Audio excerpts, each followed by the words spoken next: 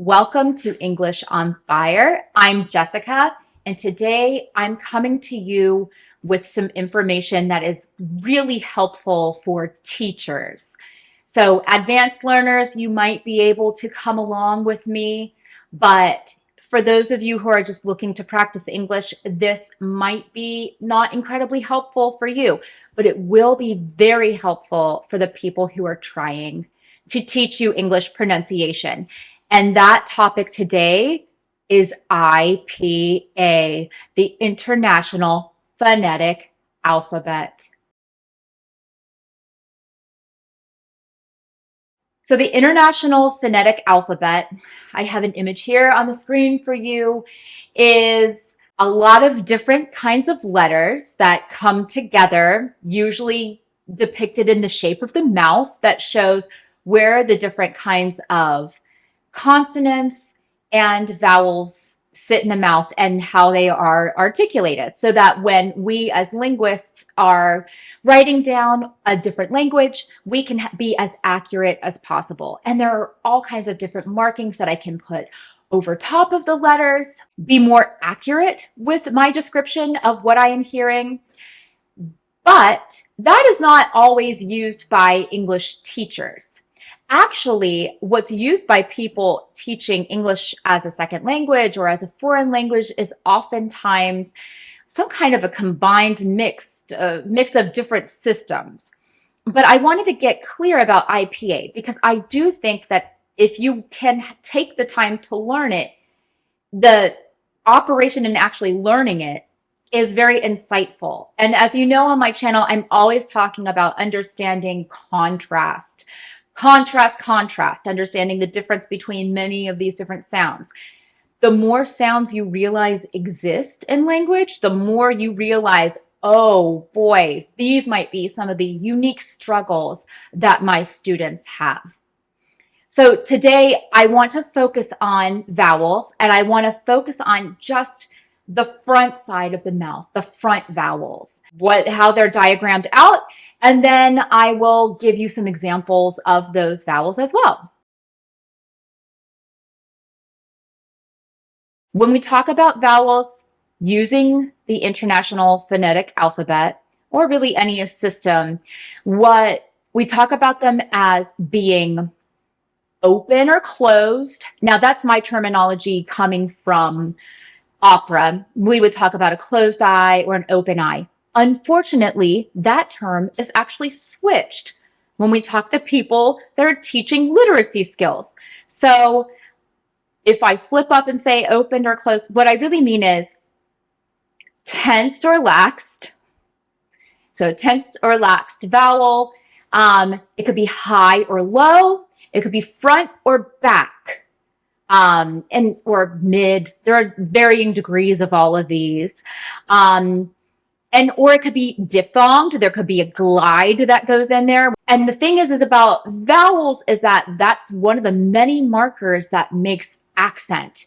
So my quality of vowel is going to be different from another person's quality of vowel, just as even in the same region where we live. But then if you speak it with a different accent or a different dialect, there could be a number of different ways that those vowels are manifested, that they are realized, that they are articulated. So with that in mind, just know that what I am saying today, I use my pronunciation of these vowels as closely as I can to like the accepted pronunciation. However, I am a unique individual with a unique mouth shape, and what somebody else's mouth is going to do might be slightly different from my mouth. I'm going to put it up here on the screen, the diagram of the mouth. And as I said, we're going to focus on the front today. And it works from high to low. And what we mean with that is the tongue position will move high or low.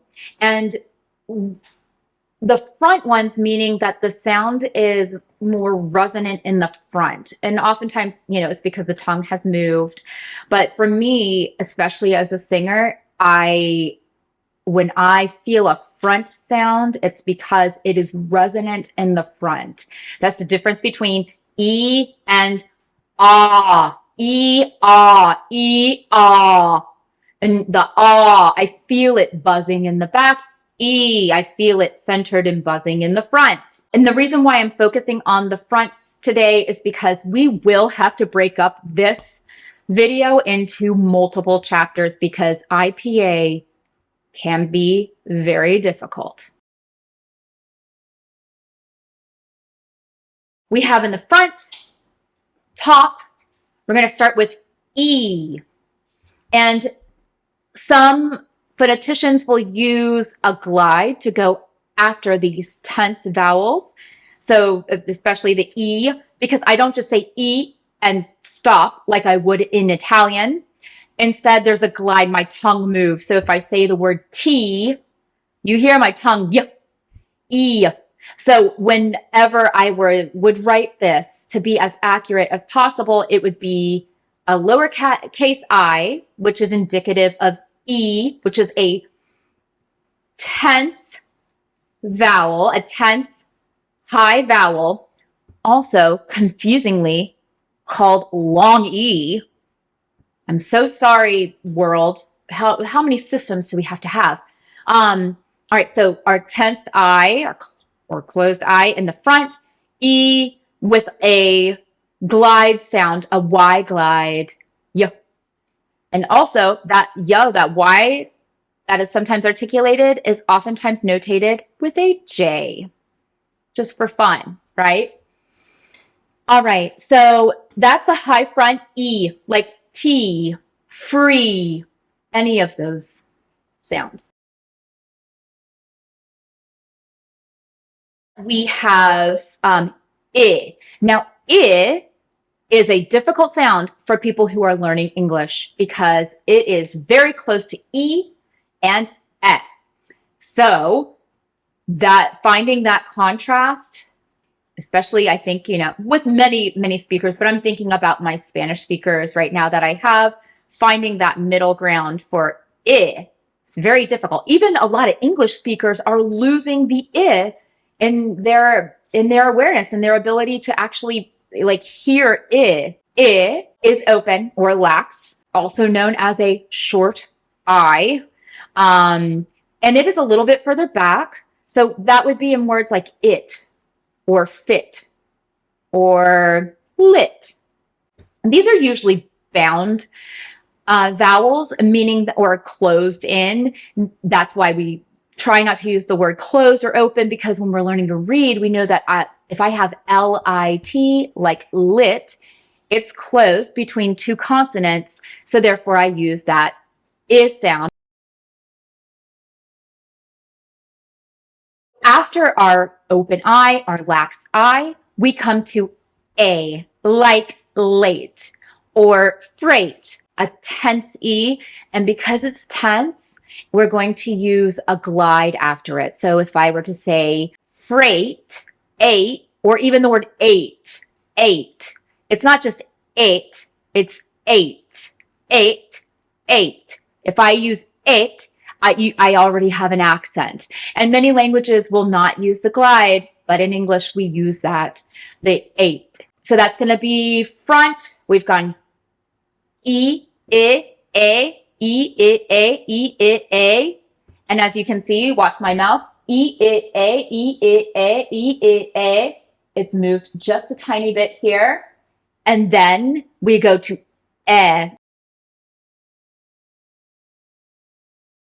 The open E or the lax E or the short E sound, E. And that's where we have let, pet, forget. And again, it's going to be short because it's bound by these consonants, like forget. It's not open at the end. And if you can watch my jaw, E, I, A, E, I, A. The jaw drops much more significantly on this sound with me for my anatomy, because that's where the tongue has come as far down. Now I need to make more space in the jaw. So we've got these 4 sounds really shoved in the top of the mouth and in the front of the mouth, though they do vary a little bit. The lax ones are a bit further back from the very fronted tense ones. You know, tense, your muscles are tense, so it's pushed forward. Lax, the muscles are relaxed, so it's relaxed back.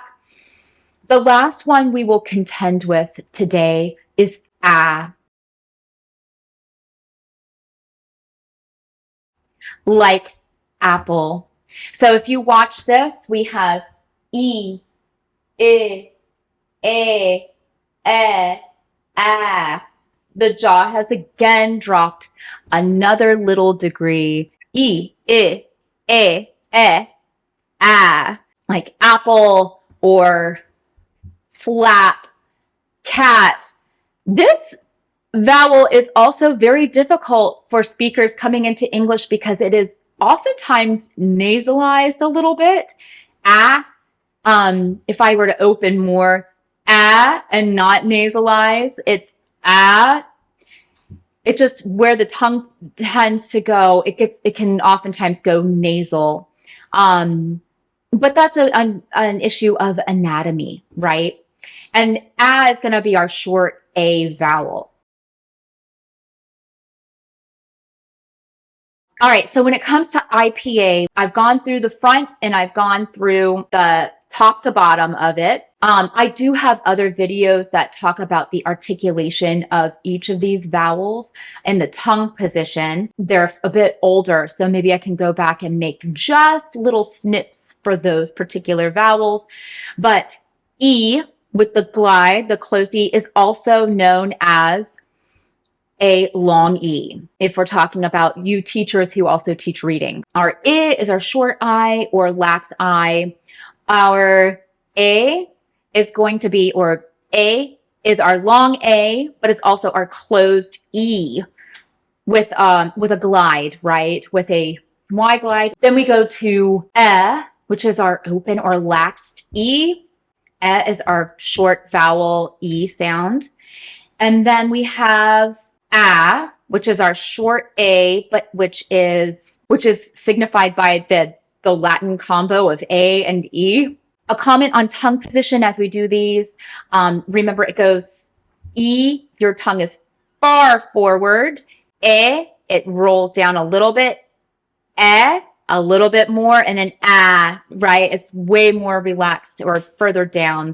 The tongue, it still has a curve, but it's not as heightened, like lumped up. And also no lip rounding in any of these, as we will get to in some of the further back vowels. We'll start including some lip rounding. Okay, so I hope that was a good first baby steps into IPA and how we think about vowels in the vowel system. This is just part one of I don't know how many parts I'll have to make, but at least we'll do the fronts, the mids, and the backs. We'll separate it like that. If you have any questions, please put them in comments. I'd be happy to address any other questions you have on a linguistic or teaching level, or even if you are a student and you have questions about something from your own language and how it corresponds to English. I'm happy to answer that to the best of my ability. I'm trying to grow the channel, so give me a like, give me a subscribe, and I will see you next week for those great mid vowels and how they correspond to IPA and our writing system. All right, take care. See you next time.